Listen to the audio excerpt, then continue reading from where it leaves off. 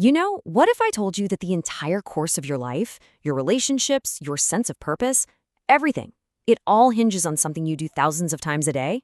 Yep, I'm talking about the power of your thoughts. Today, we're going to break down how this invisible force really shapes not just what we do, but the very core of what we believe. Just picture this. There's a painting in a library up in Canada. It shows a person totally lost in thought. But from their mind, you see these vibrant, powerful waves of color just expanding outwards, touching everything in the room. Now, this isn't just some cool piece of art. It's the perfect metaphor for what's happening inside every one of us. Our thoughts, see, they aren't just stuck in our heads. They're a creative force, literally radiating out and shaping the world we experience. So, this is the big question we're really diving into today. Is this all just a nice idea, or does the quality of our thinking actually genuinely change the reality we live in? Well, let's find out. Okay, let's get right into it. A lot of the time, we kind of see thinking as something that just happens in the background. But it's not passive at all, not by a long shot.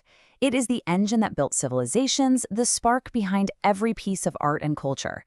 In a very real sense, every single thought is an act of creation. And if you look at it from a spiritual perspective, this isn't just some biological function. It's seen as a divine gift. It's the tool we're given to look beyond just surviving day to day, to imagine better futures, and to connect with a purpose that's way bigger than our daily routine. But there's always a catch, isn't there? Having this raw creative power is one thing, but using it well, that's a whole other ballgame. For our thoughts to actually build things up instead of tearing them down, they need a guiding force. And that absolutely crucial element is maturity. So, why are we focusing so much on this idea of maturity? It might sound like something you'd hear in a modern self-help book, but this is an ancient idea. Seriously, for centuries, wise thinkers and spiritual leaders have been saying that developing a mature mind is non-negotiable for anyone who wants to live a truly meaningful life. I mean, just take this quote from the Apostle Paul. He's telling people, straight up, to be adults in your thinking. And what's really fascinating here is the specific word he used in the original Greek. It doesn't just mean be wise. It literally means to engage in the process of mature thinking. He's not just talking about the destination, he's talking about the intellectual journey itself. And this brings up a huge question, right? Especially for people of faith. Are thinking and believing two totally separate things? Or are they, deeply connected? Let's see. And here we have it, a direct, incredibly powerful answer from the theologian John Stott. He says, if our thinking does not grow, our faith will never grow either. Just let that sink in for a minute. He's suggesting our faith can only be as deep as our ability to think deeply. The two are completely, 100% intertwined. Okay, so we've pretty much established that mature thought is essential. But what does it actually look like? How can we tell the difference between mature, adult thinking and, well, a more childish way of looking at things? This slide just breaks it down perfectly. On one side, you've got a child's thought process. It's naturally all about me, me, me.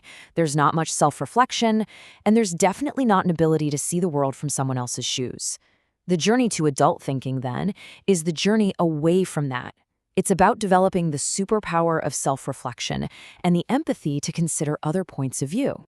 So if we were to put it in a nutshell, mature thought is all about perspective. It's the ability to just hit pause on your own gut reaction and ask yourself, wait a minute, how else could this be seen? It's all about building a 360-degree view of a situation instead of just staying locked in your own narrow lane. And the payoff for cultivating this? Oh, it's huge. It gives us real discernment, the wisdom to tell good from evil in complex situations. It fuels our imagination, and not just for art, but for solving real-world problems. It's all about developing a mind that is both self-aware and deeply connected to the world. So this all sounds pretty great in theory, right?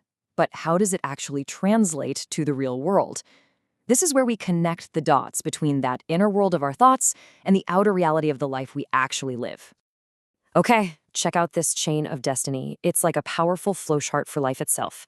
It all starts with one single tiny thought. That thought then sparks an action. Now, you repeat that action enough times, and as any psychologist will tell you, it becomes a habit.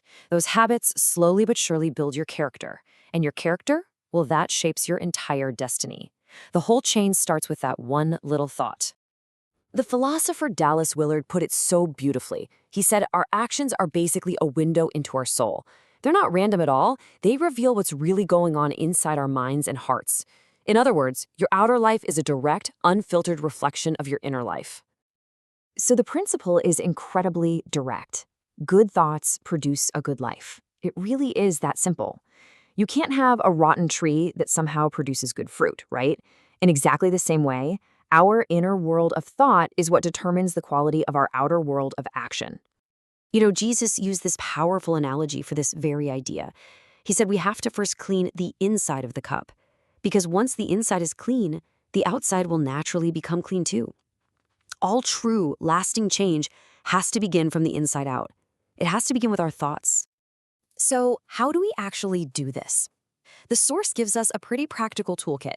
First, daily reflection, and that literally means taking time to think about your thinking.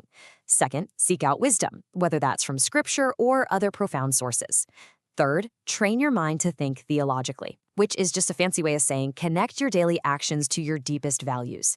And finally, and this is maybe the most important part, make it a consistent practice. This is not a one-and-done fix. It's a daily discipline. So if there is one single takeaway from all of this, please let it be this simple, powerful truth. A good life, a mature faith, a meaningful destiny, all of it begins with good, mature thought. Which leaves us with one final personal question to think about. As you go about the rest of your day today, what are your thoughts being directed towards? Are they building the life you truly want to live?